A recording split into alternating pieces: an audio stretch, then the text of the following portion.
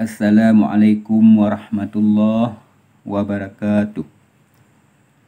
Alhamdulillahillazi anzalal qur'ana linnas wa bayyinatin minal huda wal furqan. Wassalatu wassalamu ala asyrafil anbiya'i wal mursalin wa ala alihi wa ashabihi ajma'in. Amma ba'd. Syukur alhamdulillah. Insyaallah saya akan menjelaskan atau mengajarkan tentang tajwid Al-Quran secara praktis, populer, dan sistematis, sehingga mudah mengamalkan dan dalam sehari-hari. Alhamdulillah, Allah berfirman dalam surat Al-Muzammil ayat 4, Warattilil Qur'ana tartila. Artinya, dan engkau bacalah Al-Quran itu akan sempurna betul bacaan. Maksud dari sempurna betul bacaan di sini ialah dengan tajwidnya. Adapun tajwid menurut maknanya ialah membetulkan dan membaguskan bunyi bacaan Al-Quran menurut aturan-aturan hukumnya masing-masing. Aturan-aturan itu di antara lain ialah hukum bacaan atau cara-cara membacanya. 2. Makhrajul huruf atau tempat-tempat keluarnya huruf. 3. Sifatul huruf atau sifat-sifat huruf. 4. Akhamul huruf atau hukum yang tertentu bagi tiap-tiap huruf. 5. Mad atau ukuran panjang pendeknya bacaan. 6. Akhamul auqaf atau disebut dengan hukum-hukum bagi penentuan berhenti atau terusnya bacaan. Aturan-aturan ini diutamakan berlakunya pada ayat-ayat Al-Quran karena ilmu tajwid ialah suatu cabang pengetahuan untuk mempelajari cara-cara membacanya Al-Quran. Hukum untuk mempelajari tajwid dan mengamalkannya itu wajib. Artinya, berpahala mengerjakannya dan berdosa meninggalkannya. Oleh karena itu, saya ingin mengajak Anda dan kaum muslimin maupun kaum muslimat untuk mempelajari ilmu tajwid dengan benar, simple, mudah, dan semudah-mudah mungkin yang saya akan menjelaskannya. Mudah-mudahan dapat diamalkannya dalam sehari-hari, khususnya dalam beribadah kepada Allah Subhanahu wa Ta'ala. Amin ya rabbal alamin. Ilmu tajwid juga mempunyai hukum-hukum tersendiri. Antara lain ialah 1. Hukum nun mati atau tanwin. Yang kedua, hukum mim dan nun yang bertasydid. Ketiga, hukum mim mati. Keempat, hukum ra. Kelima, hukum lam. keenam hukum mat, dan banyak hukum-hukum yang lainnya. Baiklah, saya akan jelaskan dulu satu persatu, yaitu hukum nun mati atau tanwin. Hukum nun mati atau tanwin itu terbahagi kepada 5 macam. Yang pertama, idhar. Yang kedua, ikhfa. Ketiga, iqlab. Keempat, idgham ma'ghunnah atau disebut juga idgham bi ghunnah. Dan yang kelima, idgham bila ghunnah. Baiklah, kita langsung kepada huruf yang pertama tadi, hukum idhar. Idhar yaitu membacakan bunyi nun mati atau tanwin. Ini dia. Idhar yaitu membacakan bunyi nun mati, ini nun matinya, atau tanwin. Ini tanwinnya. Tanwin yang dimaksud dengan tanwin 2 di atas, 2 di bawah, dan 2 depan. Dengan jelas. Tidak boleh berdengung sedikit juga apabila dia diiringi oleh salah satu daripada huruf-huruf halaq yang 6. Satu, alif atau hamzah. Yang kedua, ha besar. Yang ketiga, ain.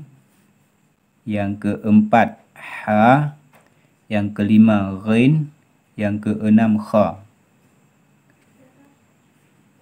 Atau langsung biasa disebut juga dengan alif, ha, ain, ha, ghin, kha. Yang perlu diingat yaitu idhar yaitu membacakan bunyi nun mati atau tanwin dengan jelas. Tidak boleh berdengung sedikit juga apabila dia diiringi oleh salah satu huruf yang tadi ini, alif, ha, ain, ha, ghin, kha. Contohnya, nun mati dengan hamzah atau alif. Bunyinya yan auna, yan auna. Yan itu, ini dia. Ia dengan nayan disambut oleh hamzah atau alif. Inilah yang disebut dengan idhar. Tidak boleh berdengung. Yan auna, langsung bacaannya. Kemudian dengan tanwin. Tanwin dengan hamzah. Azabun alim. Tanwin ini dia, baris 2 depan ini bertemu dengan alif. Azabun alim.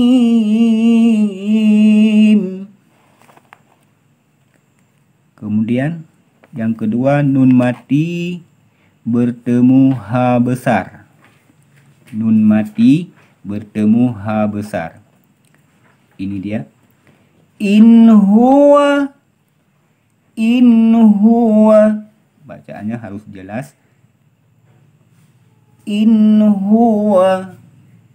Kemudian tanwin bertemu ha besar. Jurufin ha. Jurufin ha. Kemudian nun mati bertemu ain. Nun mati bertemu ain. Min ilm. Min ilm. Kemudian tanwin bertemu ain. Sami'un alim.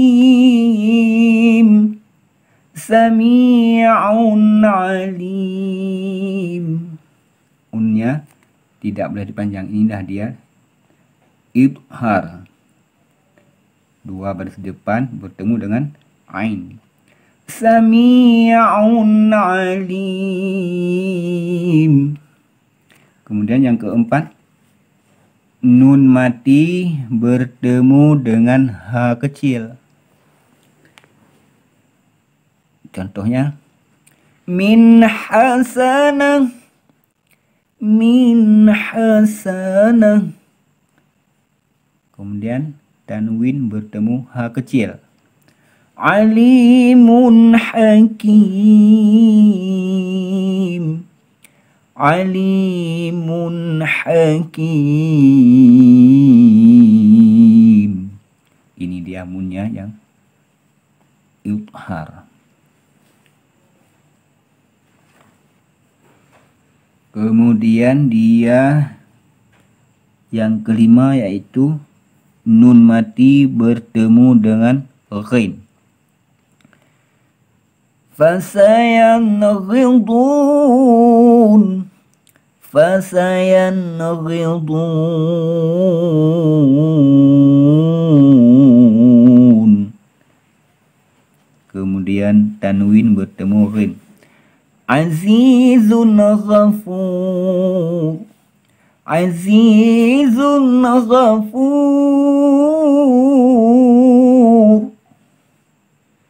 Kemudian yang keenam, nun mati bertemu dengan kha. Min khair. Min khair.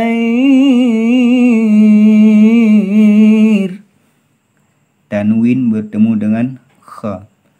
Qaumun khasimun.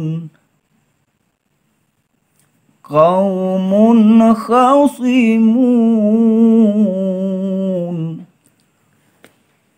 Dan juga dengan kalimat-kalimat yang lain.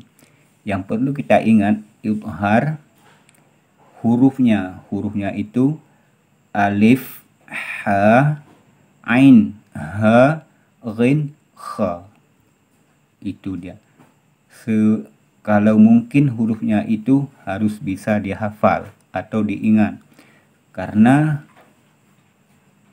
huruf ini ada huruf idhar, ada huruf ikhfa, dan ada huruf iqlab, juga huruf-huruf yang lainnya. Jangan bertukar-tukar atau jangan terbalik-balik. Makanya hurufnya itu sebaiknya harus bisa dihafal. Ya. Saya rasa cukup di sini dulu perjumpaan kali ini tentang idhar. Insya Allah saya akan menjelaskan langsung di dalam Al-Quran secara bertadarus. Mudah-mudahan dapat memahaminya.